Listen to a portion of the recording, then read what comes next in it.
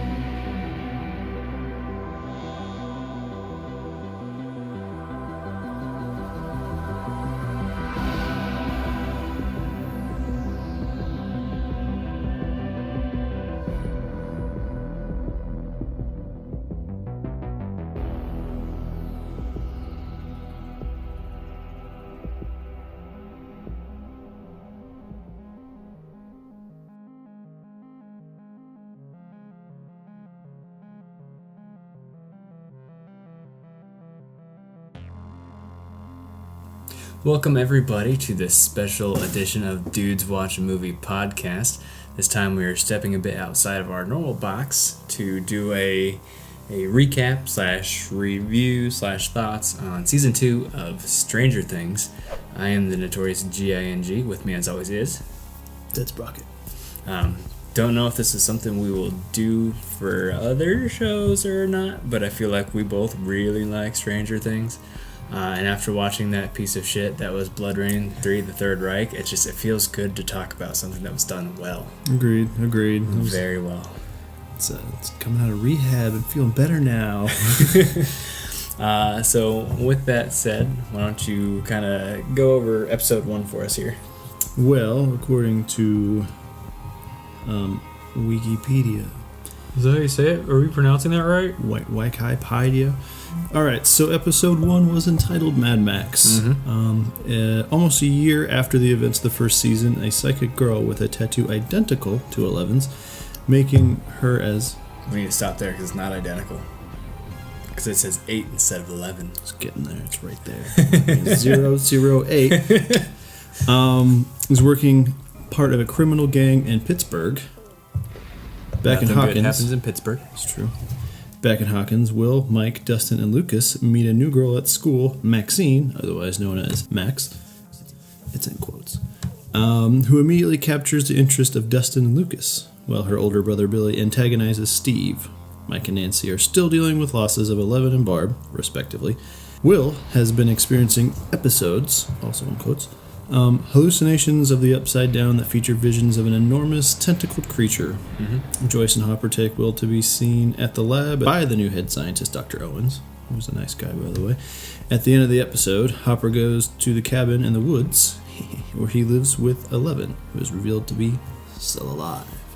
So, it starts out with them in an arcade. So, whereas the first season, it was all Dungeons and Dragons stuff. They do keep some of that throughout this. The big thing is now an arcade. After watching some of the, I don't remember what they call it, the Stranger Things after show thing that they have. Stranger Things. Thank you. Beyond Stranger Things. Yes. They talk about a lot of the foreshadowing that went way over my head, which I mean is to be expected when you don't know what's going to happen. You can't tell if it's important or not. But they're playing 2 games specifically. The first one is Dungeon Lair. Thank you. I want to say like Dragon's Quest or some shit like that.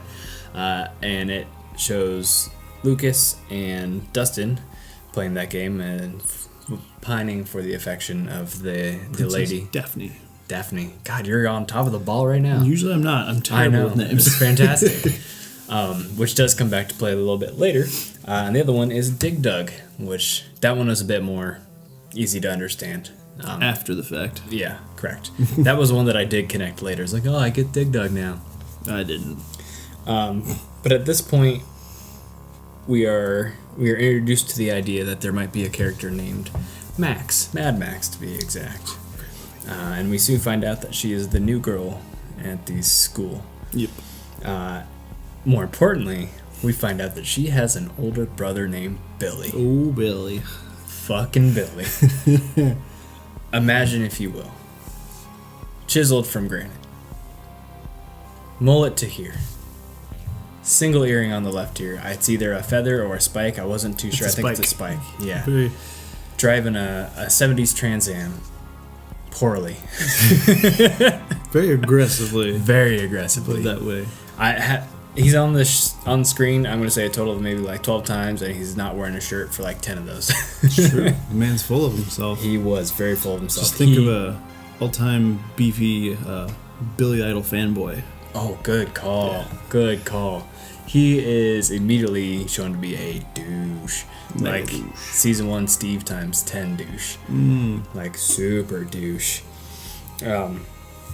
They play a bit of a role. He's not so pivotal, I would say, to not at that point, no. The rest of the series, but first impression, not so hot with that guy. Not at all. She is kind of the emo, not I wouldn't say emo, but the angsty, like, I don't want to talk to anybody. Outcast. Yeah, there you go. Mm-hmm. Some of the other things you mentioned on there that I have in my notes is also Will having his, I guess they use episodes, but I just put in visions of the big tentacle monster that would eventually become the main antagonist for the series, this season, I should say. Which I'm not, at this point, I don't know if it was a hallucination, if he's seen the future. At this episode 1, it's really hard to tell what it is because they're just giving you little bits of it. Little bites, little teasers. Other big thing I noticed that's not in their little synopsis is the product placement of KFC. When Nancy and Steve go over to Barb's parents' house, which is kind of super sad. Yeah. That's something that continues throughout this season is a lot of the product placement, and I want to talk about that because it is possible to do good product placement. It's true. And they did it here. And it wasn't too obvious, though, either. It was very, here's the bucket of KFC. It's not like, here's the logo of the bucket of KFC. It's just like, let me drink this Pepsi like this. Label out. And the other big thing that they talk about in there is dealing with the sadness, because oh my god, that first episode I was so sad. Barb's having her little, or Nancy's having her cry about Barb, and Mike's over there just missing Elle real hard. Not to sound heartless, but honestly, maybe it's the distance since I've watched the first season, but like the whole Barb thing, I was like, okay, she's done. Let's go from there. But I mean, to ground the story, understanding their ingredients, I can get it. Character-wise, it makes sense, but me as a viewer, I fuck Barb. Right. She was I don't nothing want but to say a wet it, so I'll blanket. let you say it for me. She was a wet blanket. And the final thing they mention in there is the big twist at the end of the first episode is 11 is still there. It's true. She has been living with Hopper the entire time, who's been acting as her caretaker. Is it really a twist, though? I mean, we knew she was still alive, but we didn't know that necessarily that she was living with him, or that he was hiding her out, basically. Is there anything else in season 1 you would like to talk about? Not off the top of my head. Really, no. I'd say that just about does it for everything that jumped out to me. And with being 9 episodes, I mean, we shouldn't go super in depth with every single thing, just kind of going over them. And at the end, we'll wrap it up. So go ahead and give us episode 2. Episode 2, entitled Trick or Treat, Freak. In flashbacks, 11, I keep wanting to say Elvin for some reason. It's just an extra E in there. 11 manages to escape from the Upside Down, but is forced to remain hidden in the woods to avoid the government agents. In the present day, the kids prepare for Halloween. 11 asks to go trick-or-treating, but Hopper insists that she needs to remain hidden. Key point throughout the entire series. Yep. Hopper investigates when pumpkin patches all over town suddenly start rotting. Nancy wants to tell Barb's parents the truth about Barb's death, but Steve insists that is a bad idea, as the government agents might come after them if they told anyone the truth. Instead, they attend a Halloween party where Nancy gets drunk and berates Steve until he leaves. Jonathan takes Nancy home. Mike, Will, Dustin, and Lucas go trick-or-treating, later joined by Max. During the night, Will has another episode and tells Mike about his visions, Mike admits that he's still trying to contact Eleven. Eleven tries to make contact with Mike using her powers, but is unsuccessful. Dustin returns home after trick-or-treating and finds a strange creature in his trash can. We also see at this point that 11 is having kind of a similar vision to Will, and that's when we see that's how she came back into their world. The first thing that jumped out in this episode is we get more time with Mike and Nancy's parents, and I do not remember their dad being such a prick. Yeah, no. Like, he is a super douche. Super American, though. I tell you what, the FBI comes to their house and he says, quote, "We're all patriots here." Oh, Doc, why don't we have these on? Because the plug-in is over here. Hey, look, there's a plug-in, but I fear that does the Google Home have to be plugged in? Nah, fuck it. Let's get these lights going. Anyways, so while he's working on that, their dad is being a prick throughout the whole episode and kind of not paying any attention or caring that they're having any sort of issues.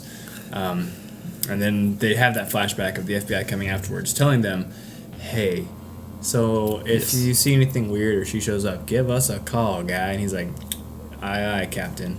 But does he? Well, I mean, they never really show up there as far as I remember. We also get more of Lucas and Dustin crushing on Max. A lot of stalking and kind of bantering back and forth as to who's going to be the one that gets her. They're kids, though. They're young. Yeah, I mean, it fully fits within that age group. True. Although I don't know how, I don't know. The whole concept that she already knew that they were checking her out the whole time and leaving a note. Yeah. Far-fetched, but it was cool. It was funny. Call them stalkers. Yeah. There's a lot of time spent in these first two episodes in their high school. True. And I did like that they were the Ghostbusters, and they were the only ones that dressed up for Halloween. That would be super awkward. But they spend a lot of time in that high school, and it made me realize how out of date our school was. Like, I had specifically the pencil sharpener and some of the books that were seen in the library. A lot of those were 100% stuff we were still using in the 2000s. I used that so much. I used that pencil sharpener to waste so much time. It was so annoying and loud too. It's like, and then just to waste that extra 30 seconds of time, I would be like, "Oh, hey, it's full," so I'd pop it off and I'd go dump it in the trash and then come back and put it back on and continue to sharpen my pencil. I've never been the person who likes a bunch of people paying attention to them. So I always had that internal panic as I went up there. It was like, "Oh shit, what do I do? What do I do? What do I do? Do I do it slowly and it goes, or do I just get it done with?" So it's a lot more noise, but it's done quicker. That's what all the cool kids did. And then sat down. Clearly, was not a cool kid. Also, there is a lot more of Dustin cursing than I remember, and I don't know why. It was so fucking funny when he kicks the machine in the first episode. It's fantastic, and there's more of them in this one where he's running around looking for something. Shit, Son of a bitch. Oh yeah. He's just got that little speech impediment too that makes it, I won't say adorable, but it's on those good grounds. They touched on it here as well. Elle wanting to go out trick or treating because she's been in this house under lockup. A ghost, was it? She's a ghost. Turns around, and he's like, "Ugh." That's reference number 1 in my mind to Halloween. The original Halloween, so Michael Myers at one point wears the white sheet with the eye holes. Right, yep. Later on, when the boys are trick-or-treating, Maxine jumps out and she's wearing the actual Michael Myers mask. Because at first I was thinking, Halloween Mike Myers, but then it was also, fuck it, could be Charlie Brown. It's a pretty traditional costume. But when she jumped out, I was like, I bet they are. I do remember being a ghost once for Halloween. It was the worst idea ever. It wasn't so much the fact that it was a sheet, it's just the sheet doesn't stay in place a lot, so your eye holes get moving around a lot. Start getting blind. That was a big struggle of that costume. One of the nice things about watching a good piece of film is, as opposed to Blood Rain, when certain things were happening, we were kind of connecting them. It was a real stretch, but this one, it's like you can say, you know what, they probably meant to do that. Mm-hmm. They probably meant to do that. That's the difference between something that's good and something that is not so good. There are some more strange things that start to happen throughout the town. As far as everyone else is aware, things are hunky-dory for the last year. But Hopper gets a call that someone has destroyed all the pumpkins in a pumpkin patch, and he goes out there, and they look like they're decrepit and eroding and starting to decay, and he thinks it's another farmer, and it causes back and forth, and eventually they come back to that, but that's our first hint that, other than the visions, that something's not going right. And it was just an unnatural kind of rot. I don't know if it was in this episode or the next one where they're still kind of touching on it, but you kind of start to learn that it's spreading further. Maybe that's another one, but nevertheless, it's just, you can tell it's not something normal. It's like a black rot. Yeah. So let's see. Also in this episode, it's a very important episode. A lot of things happen. We are introduced to a new character played by Sean Astin, very, very well known for his roles as Rudy and Samwise Gamgee, and he plays Bob, who is lame. He's not lame. He's a nerd. He's lame. They specifically call him lame many times. He is dating Joyce Byers, Will's mom, and he really just does seem like the like super lame. He works at Radio Shack, but he's like a nice guy. He's the nice guy. Yeah. When everybody talks about a nice guy, he is the nice guy. Other things that jump out about this episode, holy shit. This is when I started noticing that they must have paid a lot of money for music royalties, because there's a lot of well-known songs that are good throughout 80s. This one. And they're good, too. Yes, they are. Yes. Absolutely. Speaking of the new inclusion of Max into the group, or the party as they call it, Mike is kind of a hypocrite. He's lashing out a lot this season because he misses Elle, and he's just kind of angsty about that. But he gets real mad at Lucas and Dustin for inviting Max to come trick-or-treating with them and not kind of having the party vote on it, even though it's democracy. But he did the same thing in season 1 with 11. True. He just kind of forced her into the group. Kid doesn't learn. Right. And then finally, in this episode, Nancy and Steve decide to go to a party. She's been, like we said, struggling with the death of Beth, Barb, whatever her name is. I always want to call her Beth for some reason.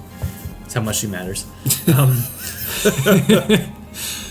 So he decides, hey, let's just forget about it and go be stupid drunk teenagers.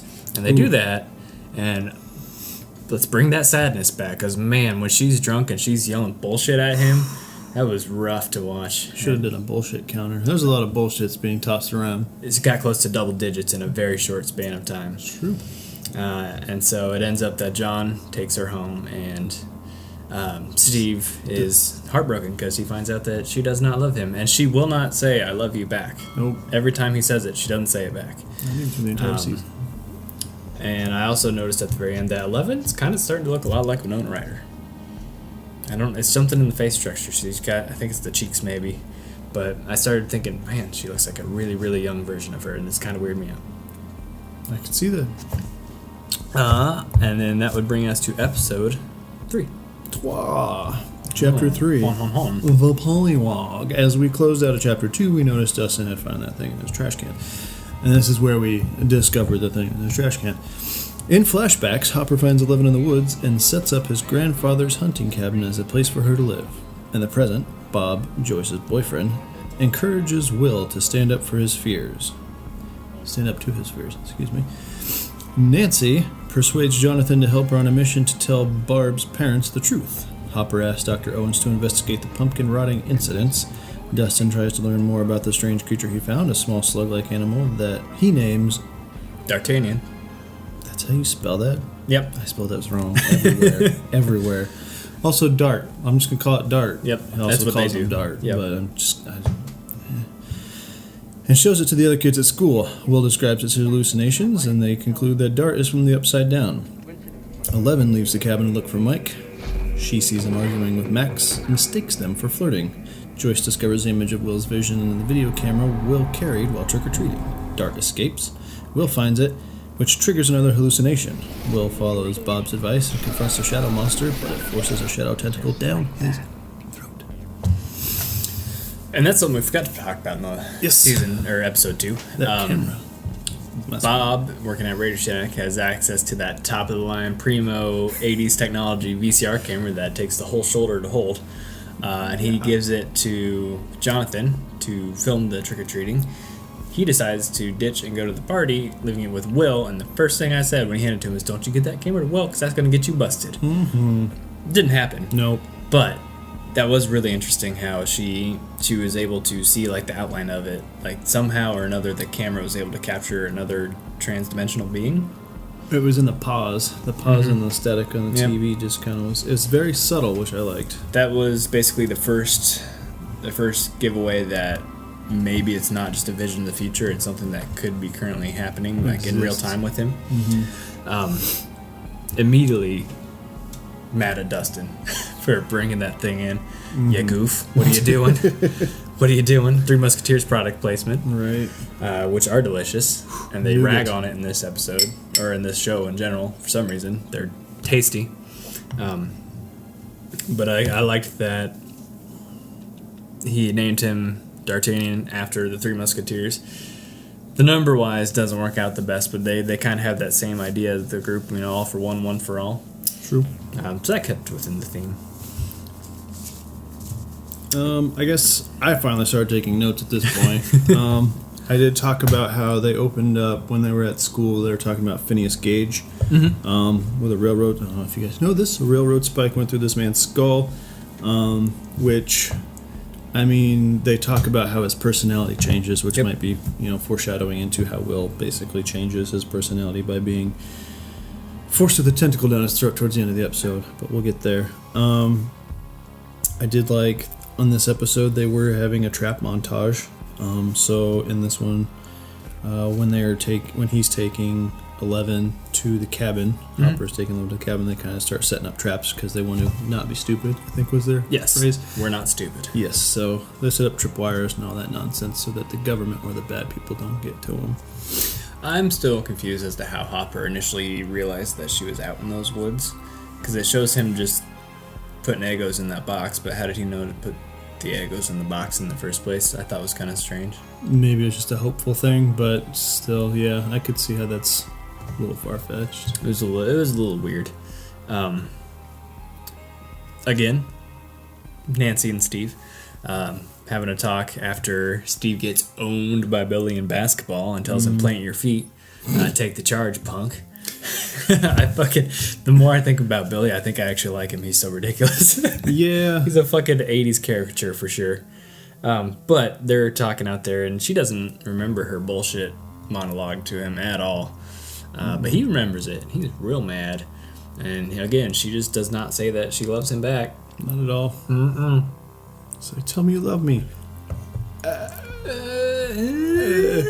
He's like, come on, Jonathan, we gotta get you in the game, man. We're losing. We gotta slam dunk it, man. The shirts are losing to the skins. No way. What? It's also at this point that I realized that Hopper is my favorite character. They're just showing him struggling to be a dad to 11, but also her protector, because they're having the arguments constantly about her going out, him being late. Why can't she do this? Why can't she do that? And I think I know why you like him. He's like Joel from The Last of Us. Yeah, so episode 8. No, 9. At the final episode, I was thinking about it and I was like, Joel and Ellie. Yep. Yeah, that's why I like it so much. Oh. Whew. Eventually she gets mad though. And she decides to go walking around. And she's a girl who don't need no man. No man. She finds the mom and her, was it her daughter, right? That was on the swing set. Girl, yep. And she's like, which way is school? That way.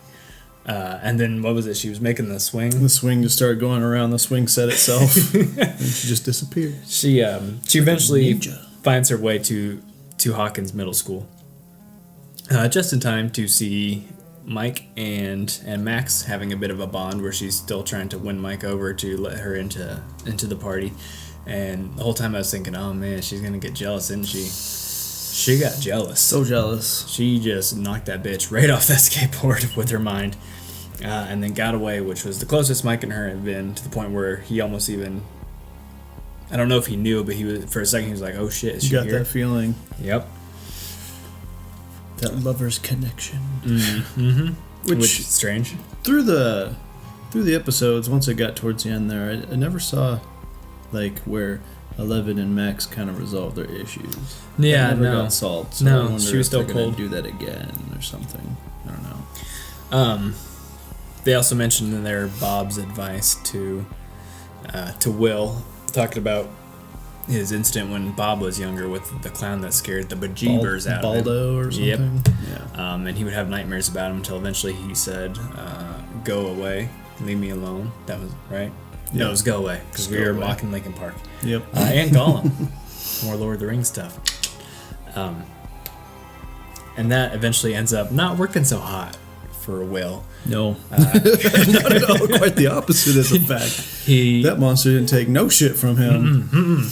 In fact, he forced the will upon Will. Forced his will upon Will. Yeah. He starts running when he sees him in the school again. Gets out into that football field and is like, you know what? Go away. Go away. More like go way down into my body with Yep. your ghostly like tentacles. Ah, that was weird. And that's where the weirdness got cranked up another notch, which this show is really good at doing, is just slowly cranking it up until it hits a point and then it just goes off the deep end. Also in that episode, Dart grew legs, so he went from being what they assumed to be like a pollywog who quickly evolved into a being that grew legs and basically escaped. Well, didn't escape, I guess. He ran away for a little bit. They caught him, whatnot. I did kind of do a little tedious notes on how Max could pick locks with paper clips at the school, which I mean kind of alludes to her mischievous background. Yep. Also, like the little thing for when he was at Radio Shack, he was trying to explain to Joyce. Joyce, yep. Yeah, how she was using a VHS-C. And Like, yeesh. She's like, I don't know what to do with this tape. It's like shrunk. And he goes, haha, it's because it's a VHS-C. He's super proud of himself. as someone who works at a rather well-known electronics store, where you might find the best sort of buys, I have had those conversations with people, and it was very real, and it endeared Bob to me real quick. Speaking of Dart, one of the things I did like about the show in general, but especially that part, is it really helps remind you that Dustin is like a middle school kid, because he's all excited. He thinks he's found a new species. He's doing all this research about it, and they eventually go tell their teacher that's their kind of confidant. And he's like, but he's gonna try and steal my discovery. First thing he says, so before proud. I tell you this, it was my discovery. Don't take credit for it. I do like how he kept him in the Ghostbusters trap box. Yep. That was a little clever bit. Wish I had one of those. That'd be kind of neat. You could probably buy one for like $20 somewhere. I buy one and you can build it. That is true. And at the end, obviously, is Will freaking out, screaming on the field, and that's where I put down. They definitely cranked up the horror. Oh yeah. Last season seemed more like a Spielberg thing. This season's way more Stephen King, way more just straight up horror. I agree. Anything else you want to talk about with episode? Not that I got written down at all now.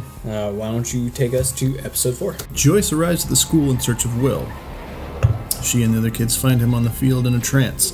In the Upside Down, the shadow monster pours a strange substance into Will, then releases him, causing him to wake up in the real world. Hopper and Elle clash over her sneaking out. Dustin takes Dart home and keeps it secret from the kids, fearing that they will try and kill it. Will begins acting strangely, prompting Joyce to call Hopper for help. Nancy and Jonathan go meet with Barb's mother, but she doesn't show up. Instead, they are surrounded by disguised government agents and taken to the lab, where Owen shows them to the portal into the Upside Down and explains that he wants to prevent any foreign governments from finding out about the portal. Nancy secretly records this conversation, including Owen's confrontation of Barb's death, and plans to use it to destroy the lab. Will begins drawing a strange network of curved lines, which Hopper deduces are vines. Lucas tries to talk to Max, but she rebuffs him.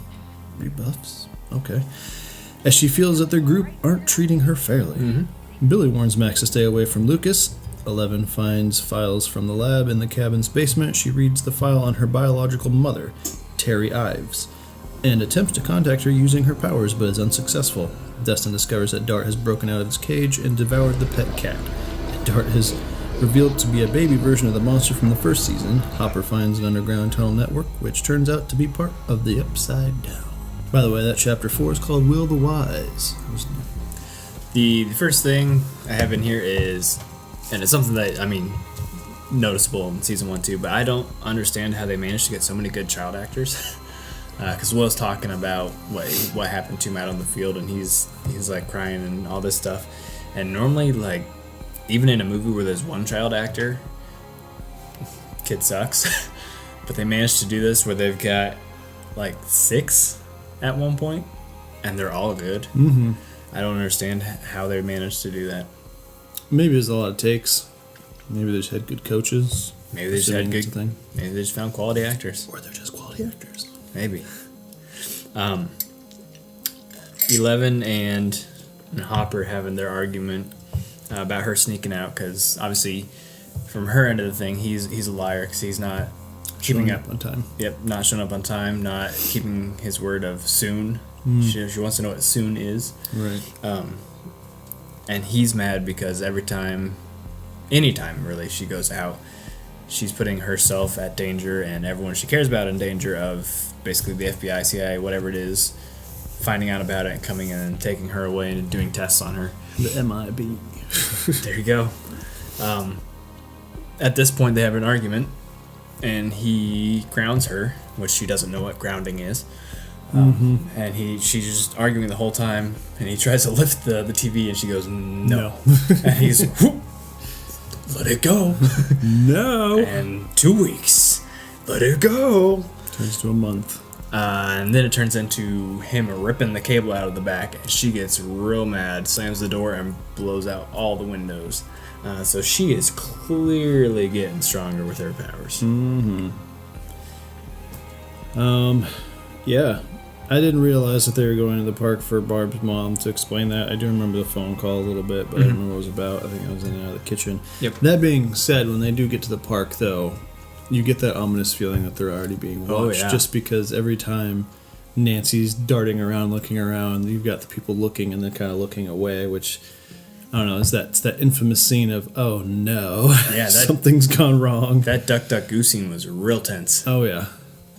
And then afterwards, they follow her back to the car. It got real creepy too, because the guy's like, need some help with your car there, pal? It's not working. Need a ride? How about you come with us, huh? And then next time you see them, they're in the facility, the Hawkins lab. And I forget the doctor's name, the new doctor. Owens. Dr. Owens.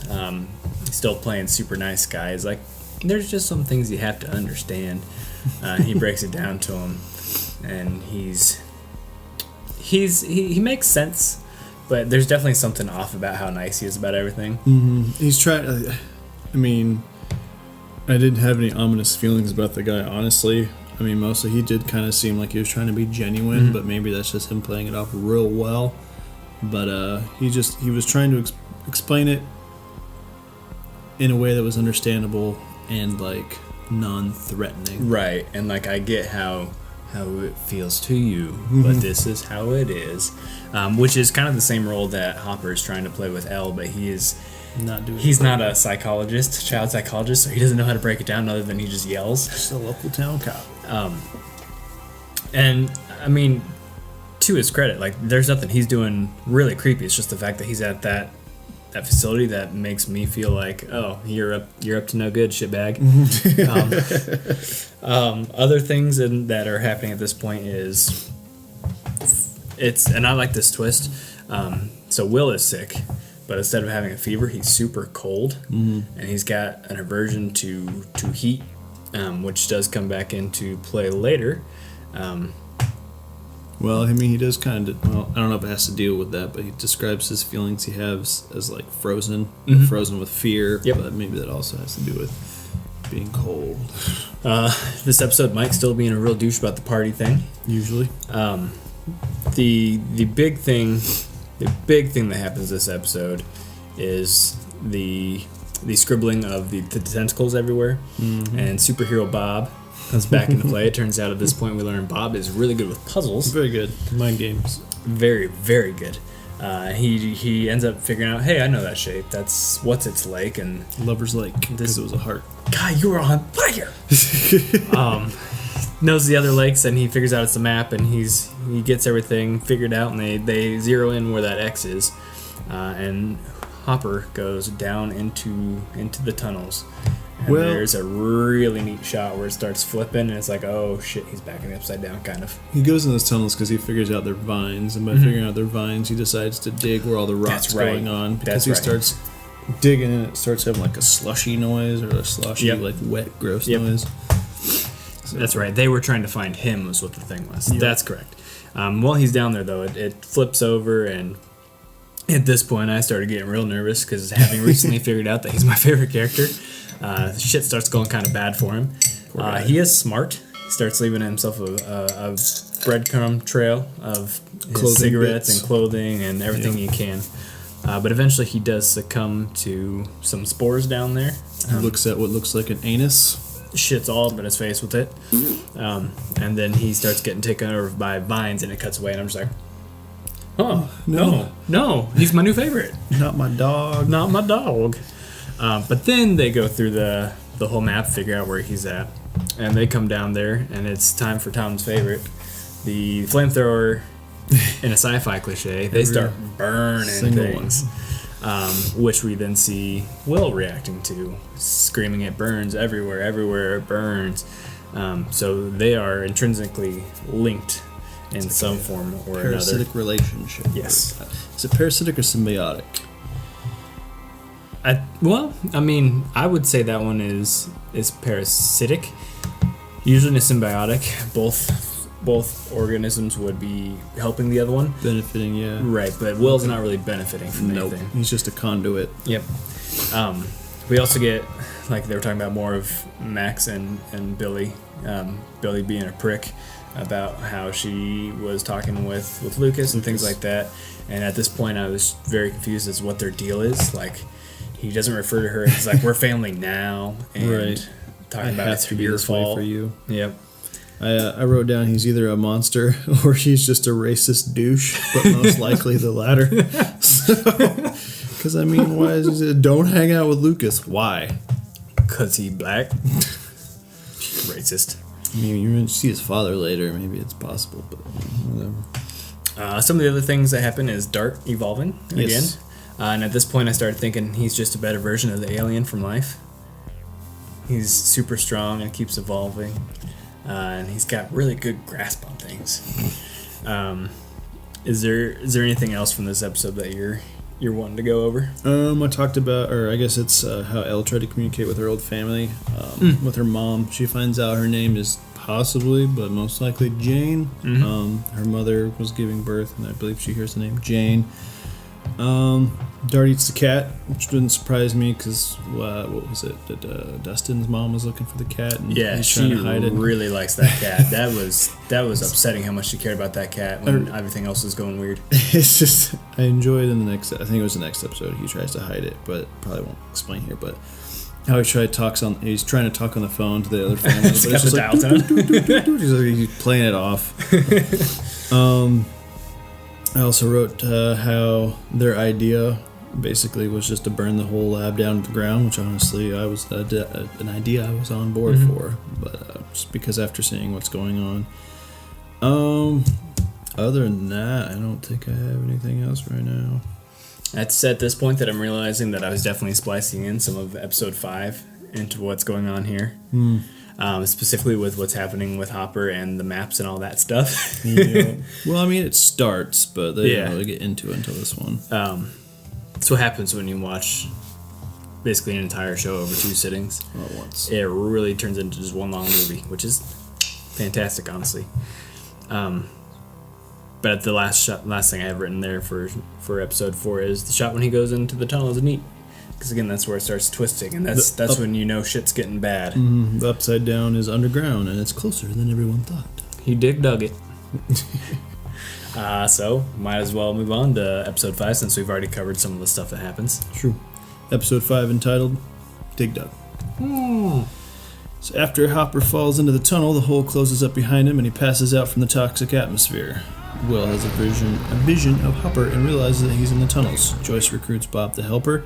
Yeah, we did just start touching the base on a lot of that. Yep. Anyway, Will and Mike solve the mystery of Will's drawings. Bob deduces that the curved Will's, yep, here we go, will represent the map of Hawkins, and we're able to use it to locate Hopper. Jonathan and Nancy go to visit Murray, a local conspiracy theorist who's hilarious. And we met him in episode 1 when he was trying to talk to Hopper about some of the crazy reports. The Russians. Yep, the Russians. Damn Ruskies. Red Scare. Murray warns that the public will not believe their story, and they're able to alter the details to make it more convincing, blaming Barb's death on a release of toxins from the lab. At the arcade, Lucas tries to tell Max the truth about everything that's going on in Hawkins, but she rebuffs him. They're a big fan of that word. Another thing of rebuffing him. Rebuffed. Nah, rebuff you. Anyway, meanwhile, Dustin manages to trap Dart in his basement, and he's unable to get a hold of any of his friends, so he recruits Steve to help him. Elsewhere, Eleven tracks down her mother, Terry Ives, and is able to communicate with her. Did I just read all this? Because I feel like I have. No. She learned about her, but now she's actually tracked her down. Yeah, jeez. Really? Oh, yeah. It's just, I guess it's kind of reiterating. She was looking through Hopper's files on the last episode. Communicate with her powers, accessing Terry's memories. She realized that, Terry is in shock therapy, or subjected to shock therapy after finding her and another infant in Hawkins' lab. Joyce, Bob, Will, and Mike find Hopper in the tunnels with the help of the men from the lab. However, one of the men burns some of the vines in the tunnel. Will collapses in agony. Yeah. So, kind of like we just talked about. Yeah. My first note is, apparently it starts with Hopper being down there, and it's just, Hopper, no, Hopper, get out of there. Right. We get some Hardee's product placement. And this is at the point where I realized there's a lot of really slick transitions. And like you were talking about, not quite as good as Game of Thrones peeling off the grayscale into the pie. Yep. But they do like a slimy tentacle that turns into syrup on the waffles. They at some point they do a trash can to popcorn, and there's also Dart roaring. Turns into Hopper throwing the dirt while he's digging. The previous episode, touching over Dustin's mom being insane about the damn cat. Quite. And then, big thing is Elle meets her mom, who is basically an invalid at this point. Her brain has been broken. She's mumbling several words. Breathe, sunflower, rainbow, 3 to the right, 4 to the left. 450. Yep. Over and over and over and over and over. And over. And over.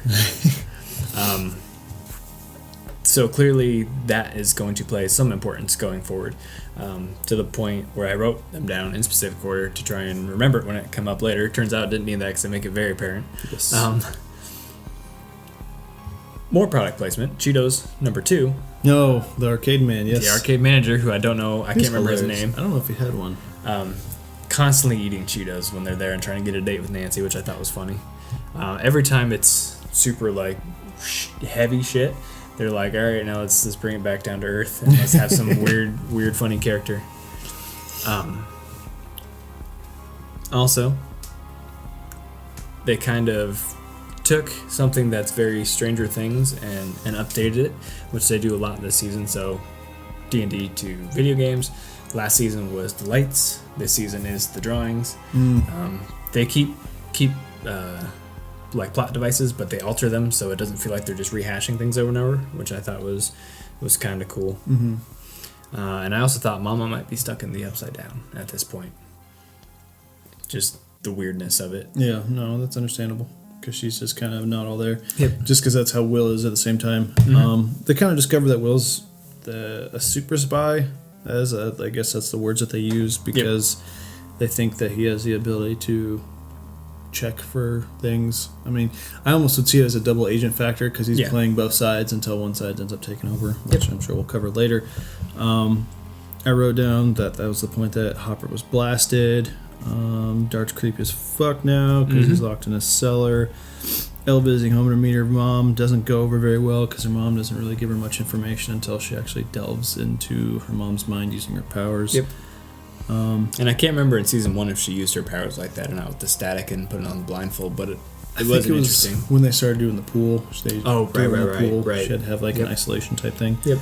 I thought it was funny when Bob finds the sketchings. He's first kind of weirded out by him, but just immediately was just okay with it right away. He's such a nice guy. He finds the drawings to be insane, but however is super okay with it and figures out immediately what they are. So, and then it's very obvious that Bob just loves his puzzles. Yep. We also see what happened to Mama. She tried to shoot Papa because Papa stole the baby, and they tried to tell her that it was dead. And they end up stopping her, and as she's going in, she remembers seeing. She remembers the vision. The last thing, as her brain just kind of shuts down from the electroshock therapy, is she remembers them telling her to breathe when she's giving birth to Al. She remembers seeing the sunflower in the room, in the hospital room. Mm-hmm. She remembers seeing the rainbow on the door when she's going crazy, running through the facility with her gun. She remembers, a safe. It was 3 to the right, 4 to the left. Yep, had the gun in it. Mm-hmm. And she remembers Papa saying 450 for the voltage, I can assume, to put into her head. Yep. Which is pretty fucked up. Yes. It's crazy that electroshock therapy used to be something that people did. Mm-hmm. What's that other thing with the spike? A lobotomy. Yeah. Ugh. Fucking terrifying. I've got other notes in here about Hopper leaving the breadcrumbs, which we already talked about. And then he starts getting wrapped in the vines. I've just got Hopper no. With dots after it. Hopper no. And then they flamethrow it. Poor Will. That's how we find out that killing the tunnel is killing Will. Mm-hmm. So there's that direct correlation between Will and the Beast, which I don't know if there's ever a name for it. They keep referring to it as a couple things. That at this point they're still calling it Demogorgon.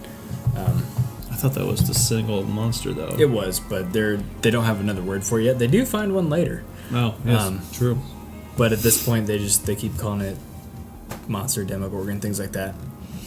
And then we head on into episode 6, unless there's anything else you got that you want to bring up. Nope. I went over everything. Cool. Chapter 6, The Spy. Will is taken to the lab, where he displays memory loss, as he does not remember Bob or Hopper. Owen deduces that the Shadow Monster, that's what we call it, the Shadow Monster, is like a virus, and all of the hosts are linked. Therefore, if they continue burning the vines, it will kill Will. However, the virus is already spreading throughout Will's brain. Jonathan and Nancy spend the night at Murray's home, where they finally admit their feelings for each other and have a romantic encounter. They have sex. Encounter. They later return to the buyer's home, where Jonathan sees Will's drawings for the first time. Destin finally gets in touch with Lucas and informs him of the situation. He and Max join Destin and Steve in setting up a trap for Dart in the junkyard. Max opens up to Lucas, admitting that her family came from California after her parents divorced and her mother got remarried to Billy's father. Billy has since been taking out his anger over the situation on Max. Steve confronts Dart when it arrives, and is revealed that Dart is just one of a whole pack of adolescent creatures which corner the 4 of them inside an abandoned bus before inexplicably leaving. Back at the lab, Will identifies a location on his map of the tunnels that the Shadow Monster wants to avoid, so a team of soldiers from the lab are sent down to investigate. However, it is revealed that the monster has been manipulating Will, and the soldiers are ambushed and then killed by the pack of adolescent creatures, which then begin climbing up into the lab. They should have called it Chapter 6. Oh shit! Because at this point you had fallen asleep, and you missed me going oh shit a lot. Sadly. I mean, it was like 12:30 in the morning. At this point, episode 6, first note, so far, tons of questions, hardly any answers. And now Joyce is super distraught about Will and the situation he's in with the fire and all that stuff. And it reminded me that Winona Ryder is super good, and it's kind of a shame that she ruined her career. She did? So she got arrested for shoplifting not long after like Mr. Deeds. And people kind of labeled her as crazy for a long time, so there wasn't a whole lot that she did between that and this. It's unfortunate. Yeah, because I mean, everything I've ever seen her in... Was it like serious shoplifting or like petty stuff? No, like, A, she didn't need to do it, but B, like, she was stealing lots of stuff. And then she was pretending like she wasn't doing it. She's like, no, I wasn't. It's like, it's on you. We have you on camera. But I mean, she's in one of my all-time favorite movies, Edward Scissorhands. She's really good in that. Mr. Deeds. I mean, Adam Sandler movies are. She's good in that though. Like, I like her a lot. I also don't trust Bob at this point because I have a note that says, I don't trust Bob. He's too nice and he's going along way too well with the crazy. Way too well. Maybe he just lives in a consistent fantasy land, you know? I mean, if he's that into electronics, the future shouldn't be that much of a shock for him, though, right? I guess. Alien future, though, I mean, I could see where you're coming from, though. I could see that. I got written down then the infection is spreading quite rapidly at this point in the episode. As it says here, he starts to forget who his mother is and who Hopper is. I think his mom asks him, who am I? He just goes, the mom. So, very clear to her that he is no longer all there. I think that was the next episode, actually. Was it? Yeah. He's forgetting stuff at this point, but I don't think he's forgotten that much yet. Gotcha. Anyway, I did note again that the infection is tied to Will and his well-being. I did note that the Junkyard Fortress I thought was really cool. Yeah. I was one of those when I was a kid. Granted, now I think back of it, like, man, that would have been a terrible idea. Nothing but tetanus. Exactly. But I think the idea would have been awesome. I tried a tree fort once when I was hanging out with Travis. And I did like that they went back, because that was their spot in season 1. Revisited a familiar spot. And that's at this point that Steve and Dustin are hanging out, which I thought was a super awesome pairing. Like, their chemistry was hilarious. Absolutely. Him just trying to teach him how to be cool, but also being like, hey, dickwad. You gonna help me? Are you gonna help me with a random girl here? A big thing finally happens for Jonathan. Finally bones Nancy. Oh, yes. Thanks to Conspiracy Guy reading them like a fucking book. And he's just like, oh no, we're just friends. Yeah. We're just friends. Normally, like, there's been very few shows or movies where it was like, I gave a shit. Obviously, Pam and Jim. I was like, yeah, I get it, Jim. But when they finally did it, I was like, thank you, Jesus Christ. Stop. You get in there, that cute little Nancy girl. One of my favorite lines of the entire show is the next morning they're all eating breakfast and it's really awkward. And the conspiracy theory guy just goes, so, Jonathan, how was the pullout? because he was going to sleep on the pullout. Perfect timing. It was great. He just chokes on his cereal a little bit. Oh, man. Ooh. Actually, you know what? Yeah, that did happen in that episode. Yeah, we're right. Okay. Yep. The big thing to me is the last 10 minutes. So they're going down into the tunnel because Will is like, hey, the shadow monster doesn't want me to see this. It's got to be important. So they decide to go down there. While that's happening, is at the same time the trap that they're laying for Dart at the junkyard is going on. So they're kind of hanging out. You get to see Lucas and Max kind of bonding as more than friends at this point. She's talking about the past, like I said there. Dart stops coming towards the bait that they've put out, and they're kind of wondering what's going on. And at this point, I'm reminded how much growth Steve has as a character, because the show all around is good writing, but they do grow their characters. It's not like one episode he's and the next episode is like, yeah, I'm a super nice guy. He's consistent throughout the season with his growth. So he decides, this isn't gonna work. I'm gonna go out there and be the hero. Play the hero. And he goes out there with his trusty spiked bat from season 1. Which was, I popped a little bit when I saw that. I was like, yeah, spiked bat. And I also popped when they showed the junkyard. But he goes out there, and at this point is when I start going, oh shit, because you see another one, and then you see like 2 more, and I was like, oh, he says, Steve, get out of there, Steve. Go away. Retreats back into the bus, and he's trying to hold him off, and one's coming down the the emergency exit on the top, and he They pushes the neglected kids the out of the way. He's clothes. standing there with the bat, and I'm like, yeah, Steve, Get it? you fucking protect those kids, man. You're such a good person. You used to be a dick. Then they run off. They just run away. Well, don't they hear like a big roar or some sort? Yep. Because there's that shit going on in the lab. Exactly, and that's when we transition into oh shit moment number 2. Yeah. They're going back to back. They go to the spot that Will told them is where they need to go, and they have the old school like radar tracker that you're seeing the blips on it, and they're kind of monitoring them through their cameras, and then Will starts saying I'm sorry, and that's when I was like, oh, He made me do it. He made me do it. Will, what have you done? What did Will do, Tom? He set them up for a trap, as Admiral Akbar might say. It's a trap. And it certainly was a trap. They were ambushed on all sides, every side, and basically taken out like a typical scene in Alien. Yeah. My favorite was a thick fog covers the battlefield. Just the fog comes rolling in. And you see all the red blips coming in, and it's going to be bad. And you just see people, flashlights going everywhere. It was really well done. Very well done.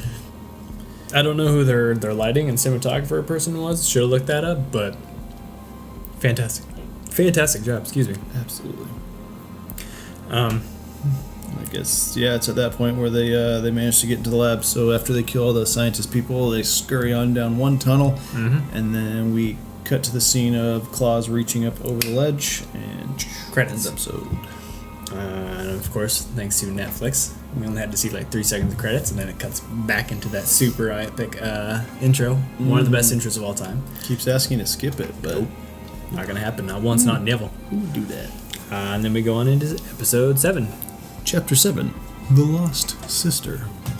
After communicating with Terry, Eleven realizes that she was in a room with another young girl when Terry tried to rescue her from the lab.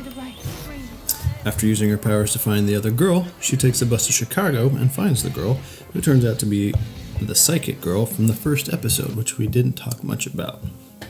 Correct, but basically, we talked over her. We just didn't talk much about what she did. She makes the cop think that he's seeing the tunnel collapsing. Which is pivotal, actually. Yes. But anyway, Callie, that's her name, Kail. Kali. My bad. The two girls bond. Callie explains that she has a psychic ability to manipulate people's perception and create illusions. 11 mentally overhears an apology made by Hopper over the cabin's radio.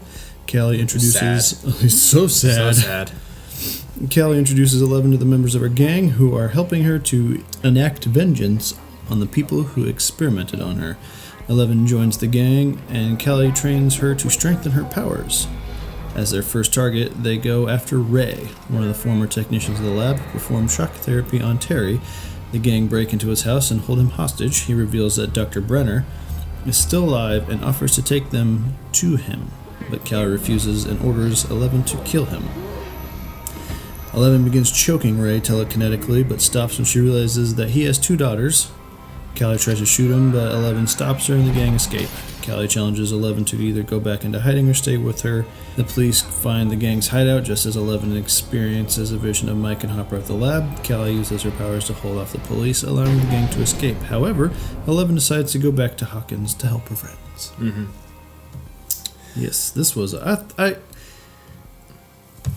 You didn't like it as much. I didn't mind it. It was kind of a change of pace. This episode so much. It was a change of pace for me as far as the episodes go. Although I will admit it felt like it was detracting from the task at hand. Yep. I would like to think, though, it was a scene that was going, I won't say back in time. Well, all this other shit from the episode before was going on. This was probably going on at the same time. Right. Yep. So it's kind of how I had to play it. Otherwise, it's like, hey, there's this looming thing going on. Do you really have time to play around? Going back to the idea that nothing is an accident in this show. One, I fucking hated this episode so much for a very specific reason, that it feels really out of place. The entire arc of this episode seems like it's from a completely different show, but at the same time it's taking place in a completely different town, which would make sense that it doesn't seem anything like Hawkins. So good on them for that one. But I thought the punks were ridiculous. Axel was crazy. It's the first thing so far in this entire show that I didn't care for. But it is nice to know that Elle is still a thief. She takes that lady's money to get the bus ticket to Chicago, and she sees them Egos in the convenience store. I did write down one thing before we get too heavy into it. Yeah. Before it rolled down to credits, it cut out to News Channel 8 on the TV, as we find out that Callie was number 8. I just thought it was a nice little clever bit there. Connections. I just have a bunch of stuff about how I don't like the episode in my notes. This punk group is so ridiculous. Elle in Chicago is the first thing in the show I don't care for. Cut out the punks. Elle has been the weakest point of this season. It's the 80s, man, when people are like exuberant with their outfits. So yeah, punks gotta exist. It's just, I don't know. I thought it was strange that she was such a strong part of the first season, and this one, she honestly, she was at this point the weakest part to me. Like, I liked her bits with Hopper, but I thought it was more important on his end than her end. She just seemed like without the group there, she seemed out of place. That's probably what they were going towards the end there. And I also put, I cannot wait for this episode to end. I didn't like her being so like vengeful. Like when they go in there and she's choking him, and she's got her like Darth I'm in an Vader 80s force goth choke. band look going on, which I did grow into that a little bit. Of course he did. She got the slick back hair, just like the Crow. The Crow doesn't have slick back here. It's just what you know. Doesn't So shit on me. Pretty sure he does in some spots. Nope. No. Nope. He's got wet hair. Wet hair, slick back. It's all. How many times have you seen the Crow, Tom? 1.5 times. How many times have I seen the Crow, Tom? Lots. But I didn't like how mean-spirited she was. Like, I get that she doesn't trust people and she doesn't like people, and she's kind of being manipulated by Callie, but I don't know. It seemed really out of place. And then once she saw the picture of the kids and brought it back in, I was like, thank you. Because if they had decided to make her like, she's already a murderer. Let's get that out of the way. But previously she was murdering for survival. Now she's doing it out of revenge and anger. Well, I wouldn't have been on board with that. I mean, she's being manipulated by Callie in a way who has that ability to kind of get into your head. On top of that, like, she plays the whole like dark side of things, where it's like feed into your hate, grab the things that make you upset, grab the things that really, all the negative aspects of your life, and turn that into your power. And so maybe that happens to corrupt 11 easier than. And when she decides not to help, or not to kill him, I should say, not help, but not kill him, she does a real bitch move and has Papa come and talk shit on Ellie, or 11, Elle, whatever we want to call her. it slipped a bit. That was a real shit thing to do as well. I just, as a whole, I did not like them, and I did not like Callie. I didn't like anything about them. It seemed just so out of place. Yeah, I would admit it was maybe just the whole fact that they're in another town. Maybe that's kind of what's pulling it out of. I mean, you go from a small town to like an inner city. I guess the darker side of the 80s inner city thuggy areas. And they get into a shootout with the cops. Right. Like, it's in that bulletproof van. Yeah, that van can take some shots. It was kind of cool seeing her use her powers, though, like doing the butterfly and the spiders on Axel's hand and that wall that she pulls up. But it seemed like they went into a different show. It kind of reminded me of season 1 of Heroes, where you learn about new people and their powers, that part was kind of cool. But I don't know. It just, if they had cut that episode out, I wouldn't have minded. I would have been fine with 8 episodes of not having that. Maybe if they would have pieced it in here and there instead of making an episode dedicated to it. Yeah. I did like, though, towards the end, when she's thinking about jumping back in the van and getting away with them or not, she starts having flashbacks to season 1, seeing Hopper, just her friends and all that in general. And all I could think was, yeah, I want to go back to Hawkins too, because that was her deduction. I'm going back. I'm going home. She realizes who her real friends are and heads home.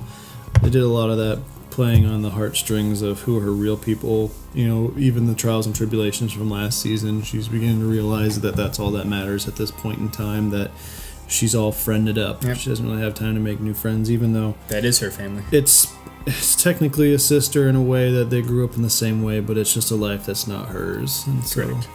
yeah. And it was kind of a nice reflection of what could be if she doesn't stay a nice person. Like, she could be they're ruthless killers. They go full on. Basically. Let's put on masks and invade people's homes and kill them. Yep. They're justified to a degree, but it's still not condonable. No. There was one thing I did really like about this episode, though. Soundtrack? Yeah, they used Runaway by Bon Jovi. that was my highlight of the episode. It was my single highlight. Your single favorite moment. Yep. Fair enough. Not my favorite song of the season, though. We'll get to that later. Anything else you want to talk about this dog shit episode? By the way, this dog shit episode is still a million times better than that dog shit movie we just watched. Like, I would rather watch this 100 times than see that movie again. Fair enough. All I was basically adding to was that Eleven's kind of look wasn't very punkish. I don't think it reminded me more of a greaser look. I was getting like do you know who The Cure is? Yeah, I was getting a real that kind of vibe. I could see that. And the shoulder Absolutely. pads thing going on. I was expecting her to hold a boombox up over her head. She still had the rolled up pants though. The socks that went over the jeans. It was. I think it's also the only episode where they don't really ever go back to Hawkins. The whole thing takes place in Chicago, as far as I'm aware of. And I noticed that right away with the she's walking out from the bus. There's the building that says the Windy City on it. Which, right, because I thought it was honestly, Cleveland. Yeah, I had no idea where a lot of this was taking place. I didn't really ground it at all, but until I saw that, that's when I was like, oh, okay, I see. And we head on to Chapter 8, Episode 8, whatever 8. The Mind Flayer. Which I don't know if you folks play D&D or not, but the Mind Flayer, depending on how you play or who you play with, can either be a total dick to fight, or in your case, I guess was not. No, he wasn't too hard for us, but I mean, I'm sure he was taking it easy on us. Because a mind flayer is usually bad news, for sure. It just sounds bad. He flays your mind. Right? Anyway, Chapter 8, The Mind Flayer. In the lab, the pack of adolescent creatures emerge from the tunnels and overrun the interior of the facility, killing most of the people inside. Mike convinces Joyce to sedate Will, as he is under control of the shadow monster, so sedating him will remove his ability to track them. Mike, Will, Joyce, Hopper, Bob, and Owens are trapped in the lab security room as the creatures rampage through the lab and the power goes out. Billy and Max's parents discover that Max is missing, and Billy's abusive father orders him to find her. With the power off, the building goes into lockdown. Bob goes down to the lab's basement to reset the circuit breakers, while Owen monitors him from the security room. Nancy and Jonathan arrive at the lab, where they meet up with Steve, Dustin, Lucas, Max, and Buck. Resets the breakers, bringing the lab's power back online, after which he is able to unlock the doors in the outer gate. The group inside, with the exception of Owens, were able to escape the lab, but Bob is killed by the creatures. The group go to the Briar's home to explain the next move. Mike realizes the shadow monster is controlling smaller creatures, the Vines, and Will. The reason that if they can kill the shadow monster, everything it controls will die as well. To prevent Will from alerting the monster the location, they remodel the interior of his tool shed so that he can't tell where he is. Will awakens and initially panics, but Joyce, Jonathan, and Mike are able to get through to him. He taps out the message in Morse code, close gate. Unfortunately, the house phone rings, alerting both Will and the shadow monster the location. The group barricade themselves inside the house as a group of creatures arrive. However, 11 arrives, kills the attacking creatures. How's that White Russian doing you? Doing alright. First note, we now return to our regular programming. Yes. Because it feels like we're back in Stranger Things, finally. Yep. I should have thoroughly enjoyed this episode, by the way. Just cut out episode 7 and come right back to episode... I mean, if I watch this again, I probably won't. I'll just skip over 7 and come right back to the hand coming up out of the ground. The dark, those monsters kind of started reminding me of Resident Evil. The dogs. What the... stuff that opens up. I'd like to know what the first line of that whole episode was. It's polycarbonate. They aren't going to get through. They totally got through. That's like a famous last words type of thing, you know? As soon as they said that, you're like, oh yeah, they're getting through that. 100%. We cut back to Billy who at this point all we've seen him do is be a dick. Be a dick. And be a dick. To Max in the car, to the boys where he went past them and almost ran him over, to Steve multiple times, either on the basketball court or later on in the showers, which was kind of weird. It's a place to be a dick. Yeah. But now we kind of get a bit of an explanation as to why he's a dick. He is... Still doesn't justify it, though. No. He's hanging out in his room, pumping more iron shirtless, smoking his cigarette and drinking beers, listening to old school Metallica, which is his only redeeming quality in my mind, is that he was listening to Four Horsemen by Metallica. And his dad comes in. They're like, hey, where's your sister? And he's like, oh, fucking no, she's not my sister. And he goes, what did you say? Ooh, Dad snaps. Ooh, Dad gets real mad. Dad calls him a faggot at one point. Yep. Which I was like, He's right, we're in the 80s. Weren't looking for your sister. Instead, you were looking at yourself in the mirror like a faggot. I'm like, whoa. Can't say that, dog. That's easy. That's not cool, man. I mean, it was the 80s, but it doesn't make it okay. For character-wise, though, fantastic, because it made me immediately hate that guy more. I was like, 100%. God, fuck that guy. He ends up like pushing him up and getting aggressive with him and making him apologize, and Billy ends up crying a little bit when he leaves. Because his ego was crushed. You can see kind of the flow of aggression, though. It goes Dad to Billy, and then Billy takes out his frustrations on Max, who takes out her frustrations on anyone else. True. Which she alluded to earlier. At this point, though,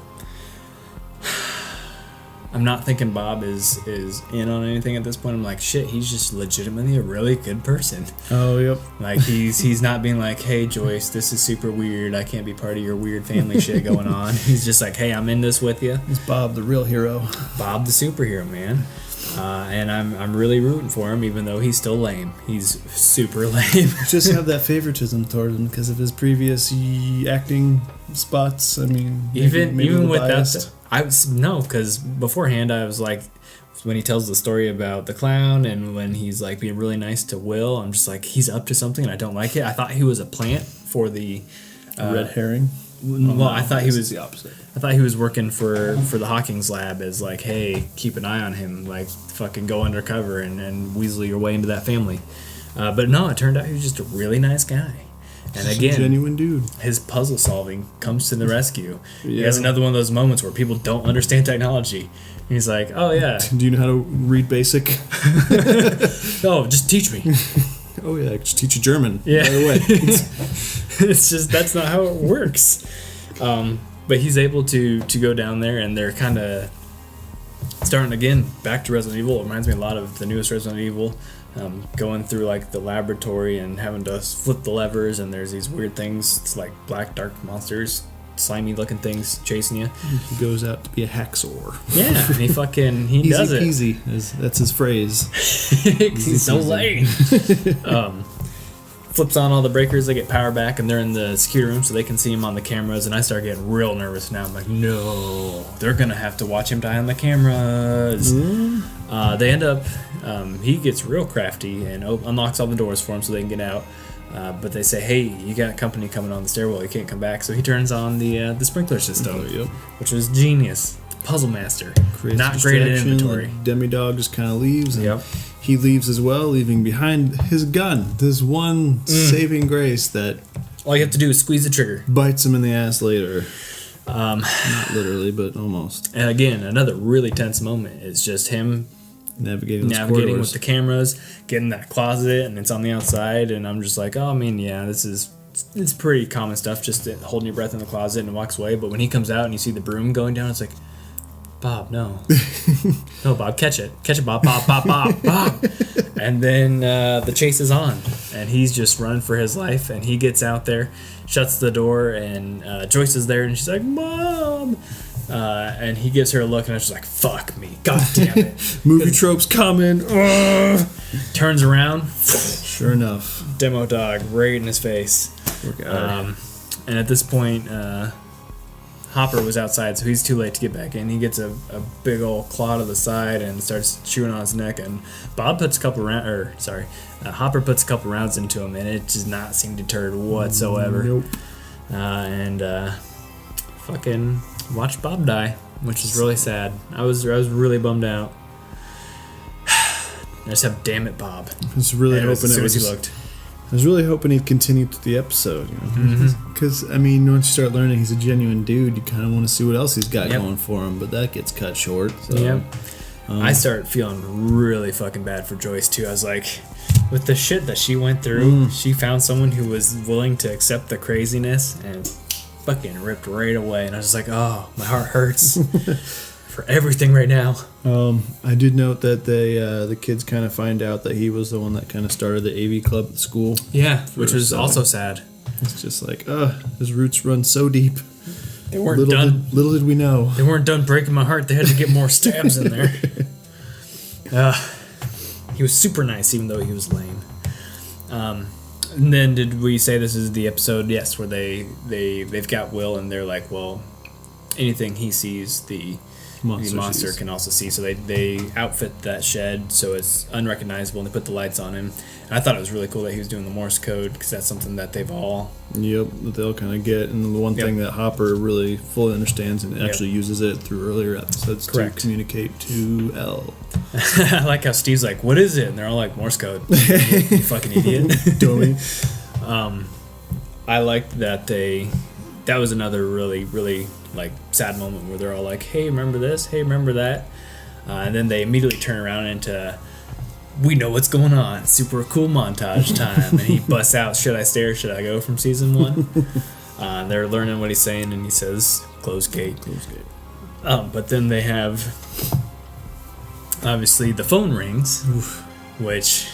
He's like, oh, I kind of want to know who was calling at that point in time, though, you know? Well, the Hopper had said, which I like this too, he's yelling at someone, and he's telling them what's happening, and he's like, I am the police, because they're like, did you call the police? It's like, I'm Sheriff Hopper. I gave you the badge number, it's my number.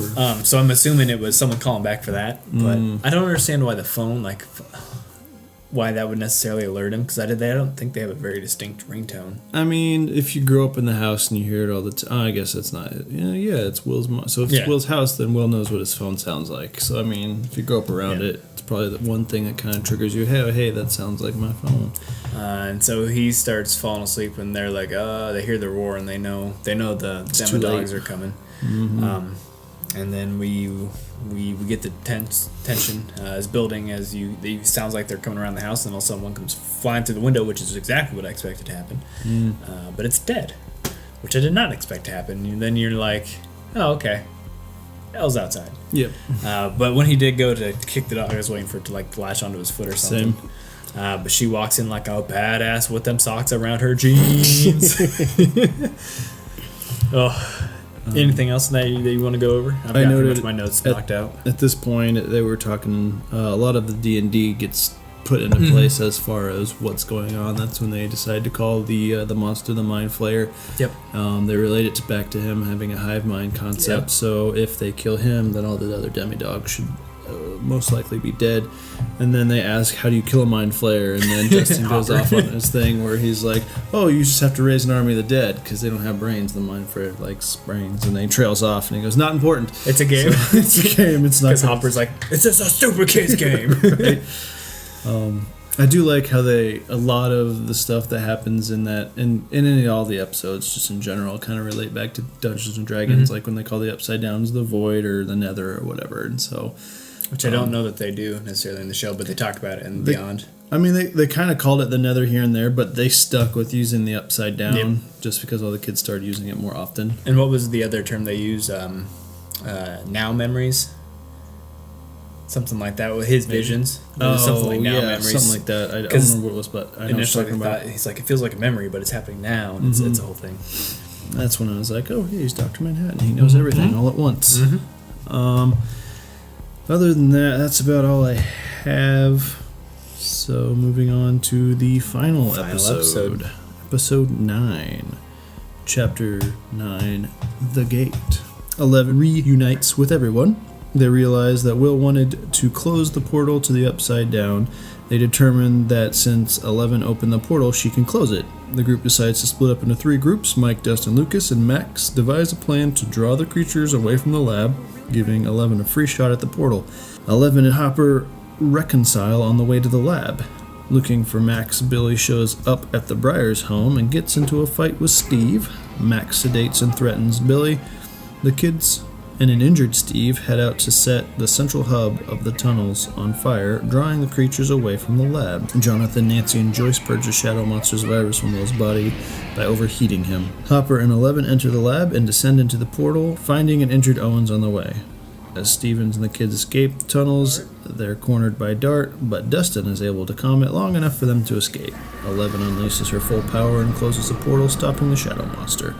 1 month later, the lab has been shut down thanks to the tape released by Murray, Nancy, and Jonathan. Barb is given a proper funeral. Owens forges a birth certificate for 11, and all the students attend the school snowball in the Upside Down. However, the Shadow Monster is still alive, towering over the school. First note, Mike doesn't understand how lucky he is to have Hopper, and neither is Elle. Because obviously Mike is super pissed when he finds out that 11 was there the whole time and that Hopper was keeping her away from the group. He's mad. He's punching Hopper and yelling at him. And Get over it, kid. Chill. I know he's like, I'm sorry, but it's the only way to keep him safe. It's one of those things in hindsight, like when he grows up, he's going to be like, oh, yeah, thanks. Thank you. Seriously. Appreciate it. Billy's gonna fuck Mike's mom. He shows up and he's like, hey, I'm looking for my sister. Look at my abs. And she's just like, oh yeah. Just got out of the tub wearing a robe. Yep. 100% I'm all gonna wet, fuck his mom. not from the tub. And this is kind of the crux of Billy's story, and it's that moment where I didn't know if he was gonna have the Steve growth where he's like, oh shit, you guys are in trouble, now you need help. But instead he decides to go the other route and Stick is like, to his guns, being a douche. him and Steve fight, and I'm like, fuck yeah, get him, Steve, because he throws that punch and he just laughs at him. He's like, oh, Steve, you're about to get murdered. Right. Battle of Harrington and Billy. He's wailing on him pretty viciously too. Like, Steve's gonna have brain damage from that Easily. And then we find out that Max is a bit of a badass. Hits him with that serum to put him to sleep, and as he's kind of fading, she takes that baseball bat, and I, for a split second, thought she was going to actually hit him with it and go full psycho. Right between his legs on the hardwood, next to his dick, and he's just like, between his legs. okay, I'll leave you alone now. just confronts him just like his dad did, and he crumbles immediately. Yeah. Kind of jumped ahead on that one, but basically I talked, I have their Mike getting all upset. Yep. You still notice at this point Max and Elle still got beef. Oh yeah. Hashtag catfight. Yeah, cold shoulder. I was anticipating something, but learning this is episode 9, nothing comes to fruition of it. So maybe in a later episode, I feel like, if they do a season 3, which, judging by that ending, they will. Oh yeah. Hopefully it's not terrible. So yeah, Billy hitting on Mike's mom so hard. The demi-dogs. Mm-hmm. That name is super important to Dustin. He keeps correcting everybody who calls it dogs. He's like, demi-dogs. Hopper's like, is that really important right now? And then I put in there, will Steve and Nancy ever love again? Ever? I know. There's just that tension consistently.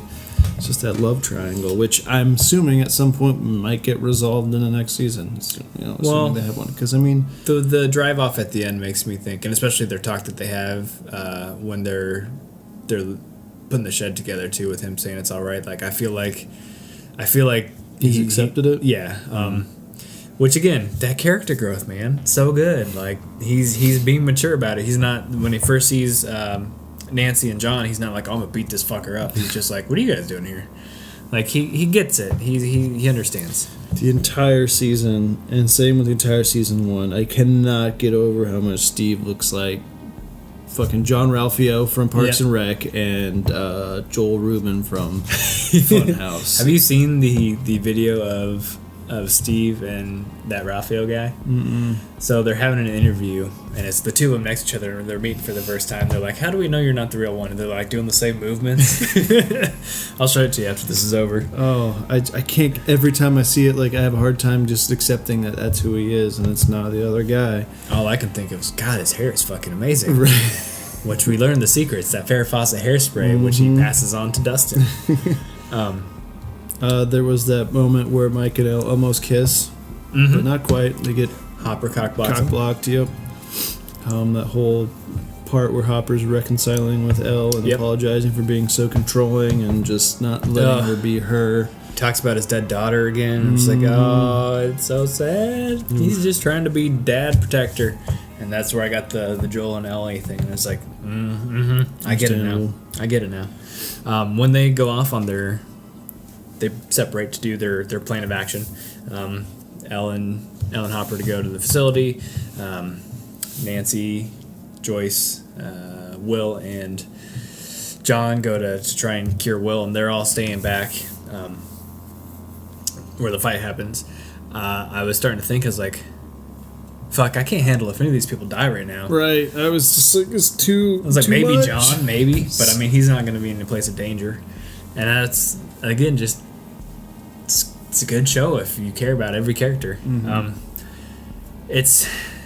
It's almost like Game of Thrones, where, especially now when they've gotten to this point where they have those battles and you're just like, oh man, I don't want any of these characters You're to so die. invested after Yep. 8 seasons or whatever. They did this in 2.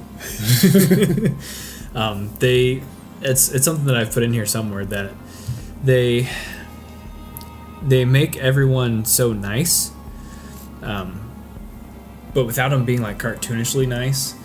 Like, they've still got their flaws and things like that, but at the end of the day, the main characters are all like nice, relatable people, and I think that's what makes them so likable. At that dance, where was not Lucas, it's Dustin. Dustin's got his Farrah Fawcett spray, and he's learning all his tips from Steve. But it's not working. None of the girls are wanting to dance with him, so Nancy's like, I'll dance with you, and she's like the hot older girl. And I was like, God, she's so fucking nice. They're all so nice and good people. And it makes me sad to think that eventually they'll probably get killed off. Certainly hope not, but They do manage to use the heat to get the draw the demon out of Will. Yep. which I thought that was kind of interesting, watching Joyce's anger overpower her motherly instincts. She is real pissed about Bob at this point and what's been happening to Will. So Jonathan is trying to like tell her to stop, but she's cranking up the heat, and he's trying to stop, and then you start seeing the black like vein stuff coming up. He's going full-born And exorcist at that point. And he just fucking snatches his mom by the neck, and I was like, oh shit. Quick thinking Nancy pokes him with that the fire poker, Oh, no. Yeah, that's right. which I'm not sure if she actually touched him or she just put it to close, because they don't really show any like burn marks or anything or talk about it at all after that. But they do manage to get it out, and I know you haven't watched a lot of Supernatural, but holy fuck, it looks like they took that right from Supernatural. Anytime they exercise, but force a demon out of a body, just like that black smoke comes out. It looks just like it did in this movie or show. After that happens, we cut back to the facility. That's where they see Owens again, and I kind of like that. Even while he's helping him, Hopper is like, "Hey, so I'm not threatening you or anything right now, but hey, how about after Totally this? threatening you. Yeah, how about we don't turn her into a lab rat and you help her be normal?" And then tightens down on that Yep. wound a little bit. Yep. They go down into the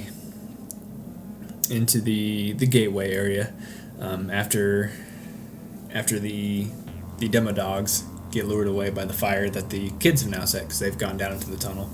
Steve is freaking out because he's waking up from being beaten up in the vehicle while the 13-year-old Max is I driving. like this little band-aid he had on his It's just the one tiny band-aid on his chin. Him yelling at him but being like half coherent too. They go down there and they set that off, which lures away the demo dogs. Dustin trips and starts freaking out, and he comes in and saves them, and then they get stopped by a dart. And I think this was another good character tie-in, because in the first one, when they go on their initial adventure out to try and find Will, Dustin's big thing is, I got the snacks, don't worry. Right, you're right. And he's still got that fucking 3 Musketeers with him, and it saves the day. And we again get to see Steve really being a hero, because they see him charging, and they're trying to go back up the hole that they came down, and he's thrown up one at a time. And it looks like they're not going to have enough time, so he grabs onto Dustin and turns away, but they all end up running past him. Right past him, yep. Yep. I did like that part before all that happened when Dustin got sprayed in the face. He freaks He's out. screaming and shrieking and screaming. And then he pulls out his mask and goes, I'm okay. And then they're just like, all right, let's go. So good. And the reason they all run past him is because now Elle has started closing the gateway. On the big old monster, which had a xenomorph-like head. Oh, yeah. Which I noticed right away. And we start we see it kind of come close to that gateway for the first time. The one that Will's been seeing. And I thought, I don't know for sure, but is this the first time that she's bled out of both nostrils? Yeah, it always was just the also left both one. nostrils and her ears. Yeah. I don't know if you And her noticed face that. was starting to black and all that stuff. Getting that real dark side look to her. Yeah. She floated, didn't she? Yep, She she floated up a started to little float. bit when she was... She was getting real big, powerful. She was going Super Saiyan on that monster. She went full Jean Grey on that one. That's Phoenix. What we're looking for. There we go. That was pretty intense, but they managed to close it, and all is well in the world. And that's when we skip a month later to the dance. We see, actually, I guess we would see Hopper walk into the diner, talk with Owens, and at this point I finally started thinking, okay, maybe he's a good guy. Maybe Hopper's all right. He gets that birth certificate forged, and he's not going to turn her into a lab rat. Yep.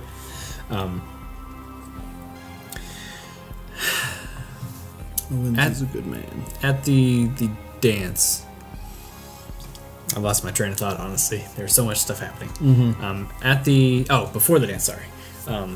It shows them in their house, and the knife's still in there, and they twist it one more time because Will drew a picture of superhero Bob. With the cape I was on. like, fuck off, Will. Why are you doing this to me? And then they head to the dance, and they play two very good songs. First one, Cannot Do an 80s Dance Scene Without Time After Time, which is one of legitimately my favorite songs of all time. Mostly because it gives me a strong feeling of Inamoya. I don't know if I'm saying that right. Anemoia, Inamoya, which is nostalgia for a time you never knew. Oh, Yeah. Because obviously I wasn't alive in the 80s, but every Right. time I hear that song, I just feel like I understand. I understand. Movies just portray it so damn well. I also want to see a spin-off at some point of just Steve and Dustin and their adventures of him trying to teach Dustin how to get ladies. During that month period there. Yes. It would be good. He's not a good boyfriend, but damn good babysitter. Yep. And then that's when they cut to the dancing of Nancy and Dustin. Mike gets his dance with Elle and finally plants that kiss. Ooh.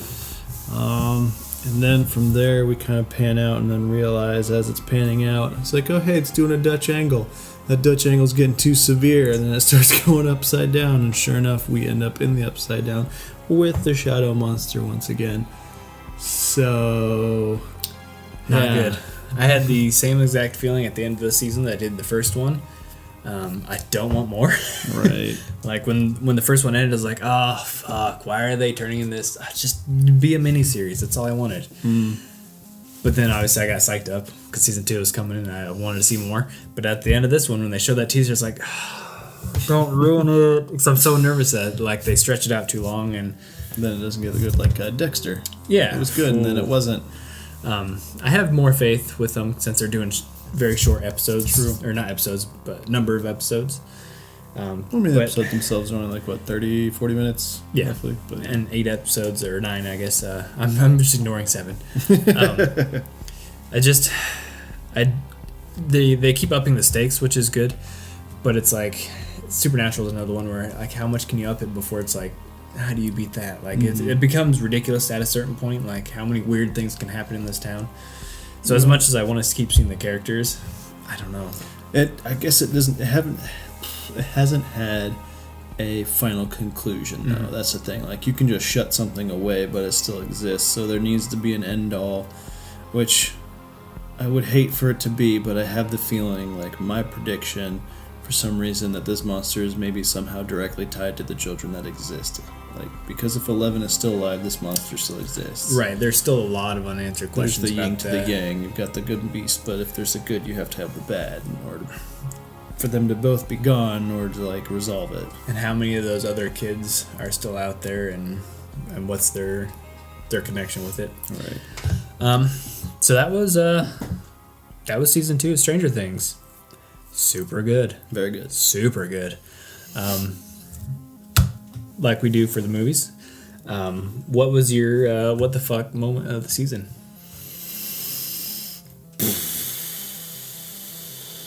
See, it's a bit tougher because there's a lot to choose from. And I don't Yeah. think neither one of us really pre-planned these. Not at all.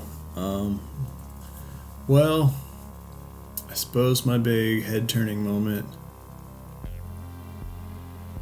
I guess, had to be when Dustin came across Dart. I mean, I wasn't necessarily expecting that, being it's the beast with primal instincts, but the fact that it still kind of had that a little bit of emotional connection between the beast that is under control of a shadow monster and in its own habitat. You'd think it'd be more hostile, but I suppose he was able to talk to him, and so I mean, at that point, I don't say teary-eyed about it, but like, oh hey, there's that little cute kind of connection. But now this beast is probably gonna die because now they're gonna just eliminate the whole thing. It was very dog-like, which I mean, the demo dog makes sense, but it was like it was very much like you're my puppy. Right, exactly. My what the fuck moment was episode 7. Whole thing. I was just like, what is happening? Fuck me, what is happening? What was your favorite? I don't know if we should do favorite moment, favorite scene, or favorite episode, but any of those combinations, which one was yours? I'd say Bob coming on board. His ability to just kind of Bob. just go with the flow, like finding all these insane drawings at a house, and then suddenly just being like, "Oh yeah, let's do this. This is a puzzle." Like he goes in so in depth with it that he tries to create a scale map. Like he's like, "Okay, so this is this," and he goes like, "Well, I'm trying to find which things are like where the lake is from this lake," and so he's dedicated, you know. So, my favorite episode is definitely episode 6. Where the shit goes down and they have the ambush. But I think my favorite scene was probably the car ride in episode 9 between Hopper and Elle, where they're like, sorry that I suck at being a dad, and he tells her like all why he's so afraid, and she tells him that she's sorry for leaving. It was super sad. Whole thing was sad, but then it does the thing where it gets even more sad by being happy at the end, because she's like, I kind of like your new look. It's kind of cool. And she goes, bitchin'. Yeah, bitchin'. And finally, who was your MVP? Well, I'll stick with what I said earlier, not the who, but the what, and it's that soundtrack. Yep. Holy balls. Lots of good songs. Not only that, but to have an intro to a show that you don't want to skip over is pretty good. I have the same thing with The Office when I watch that. Oh, yeah. It's just an amazing... Like, I don't know, it's catchy, it's good. I mean, it all started in my big tech noir phase when I started listening to a lot of that, and then season 1 came out, and I was like, I can get with this, and then season 2 came out, and it had a good mix of all that type of music on top of really good 80s classics, which I have appreciation for. So, Say the original soundtrack and those songs from the 80s all were great. fit together I just felt like we were listening to your dad's mixtape. Round and round. I got some Night Ranger in there too. My MVP was Hopper. I thought about Bob, but I went with Hopper. If I had to go with the Who, I probably would pick Bob. Yeah. I went more with the What. If you're still with us after however long this video has been, which it's gonna be a long one, A, thank you. B, hopefully we'll see you soon. Next time you see us, most likely will be your more standard version of Dudes Watch a Movie. Until next time, I've been the Notorious J&G. And I'm Dead Sprocket. See ya.